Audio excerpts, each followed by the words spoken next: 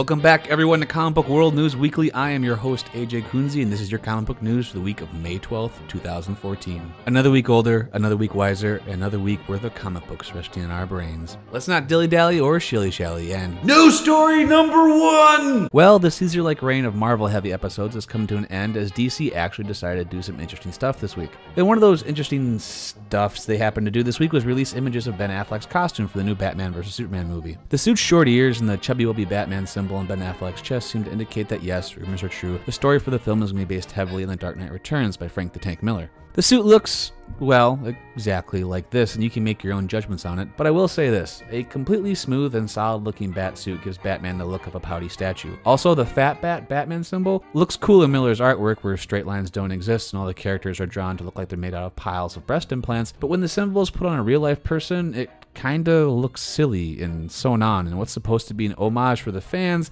comes off looking a little bit forced and out of place. News story number two! More trailers for comic book based TV shows came out this week. Hooray! Constantine and Flash being the two that dropped this week. Both trailers are painfully long to the point where they seem to misunderstand the point of trailers. Both trailers show off impressive special effects that look very freaking expensive. I guess in order to pay for it, they pulled some money and resources away from the acting. Both trailers have some inducing moments from the acting, the person playing Constantine and the supporting cast of The Flash being the two most guilty parties. I'm not too worried about the acting because people forget that Tom Welling was so bad in the first two seasons of Smallville, you could have put him on trial for crimes against the abstract idea of art. But at some point around season 3 or something, he sold his soul to the devil and gained some talent. So it's likely these shows will find some way to make Constantine throwing fire and stopping the rain relatable to the human condition. News story number 3! A characteristic of the comic book genre is that any time a story comes to a fork in the plot, it's always going to choose the road less sane. We love comic books for their unpredictability and their unapologetic weirdness. A great example of this was Dan Slott's Superior Spider-Man run, in where Dr. Octopus essentially transplants his brain soul into Peter Parker's body. This series was critically and commercially popular, even if me and several other fans considered this move a bridge several thousand miles too far in the oddness department. Slott recently returned Peter's mind soul back to his body, which means Spider-Man's back to a nice little comfortable status quo and a jumping on point has been reestablished. Yay. But fans of Dr. Spider-Puss got good news this week when Marvel announced it will bring back the Superior Spider-Man for a 2-issue run in August. Superior Spider-Man number 32 and number 33 will tell the stories of the 9 missing hours that occurred in Superior Spider-Man 19, where Spider-Man was lost in time. That's right. These issues will tell the story of where a superpowered man with another man's brain, wearing spandex, is traveling through time.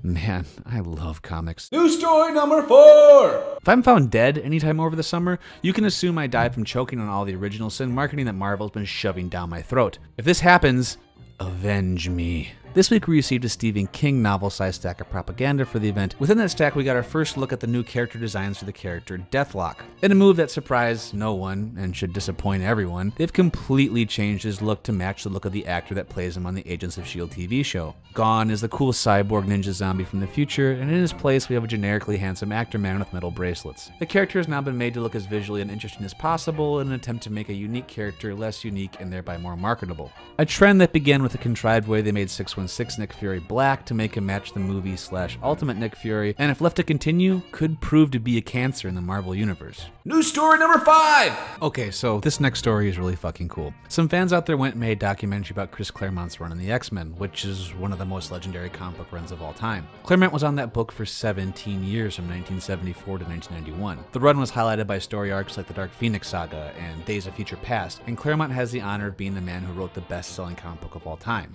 X-Men number 1. It sold over 8 million copies. Going back and reading his work can sometimes be a disappointing experience, unfortunately. His style has aged about as well as unrefrigerated meat. Each panel has pictures, of course, but then it also has narration that describes what's happening in the pictures, even though we have eyeballs and we can already see what's happening in the pictures. He sometimes forgets that he's telling a story in a visual medium. But please, I encourage you to ignore my cynical voice of criticism. Sometimes I can't help myself. Claremont is a massively important historical figure, and for a time, he was the Elvis of comic books. His work took a failing series and made it bigger than Jupiter. He's worthy of comic book Mount Rushmore, and the film looks fucking awesome. It includes interviews with Claremont and other important comic book creators of the time, and in a super cool little twist, it uses cosplayers to help tell the story. The film is called Comics in Focus, Chris Claremont's X-Men. You can download it at Vimeo or something, I don't know how to pronounce it. Or you can buy it on DVD at the Sequart store. Am I saying that right? Man, what's these fucking names? It's the book of the week! I have been suffering from a horrible disease for years now. The disease is known as Hickmania, and it's characterized by crippling addiction to the work of writer Jonathan Hickman, who has proven to be one of the best serialized storytellers of this generation. That large scoffing sound you just heard was generated entirely by people who did not read his run on Fantastic Four and FF. It was a run that lasted over 3 years, and it spent most of the time on kind of a slow burn, only to explode in two of the most surprising and powerful moments in comic book history. One took place at the door of the Negative Zone, and the other took place on the top of a snowy mountain.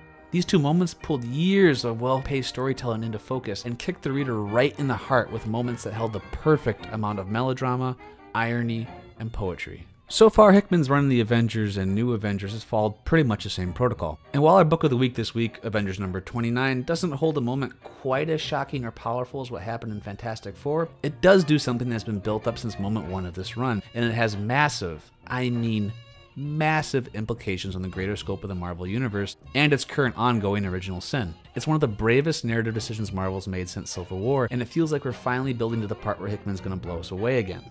Boom! There it is. Another episode of Comic Book World News Weekly in the freaking bag. Thank you so much for stopping by. Come back next week and every week until the end of time for more of that sweet, succulent comic book news and nonsense. Follow me, Cody, and this channel on Twitter. Don't forget to subscribe and please share this video and our other videos. We need your help to grow. Now get out of here and go read comics.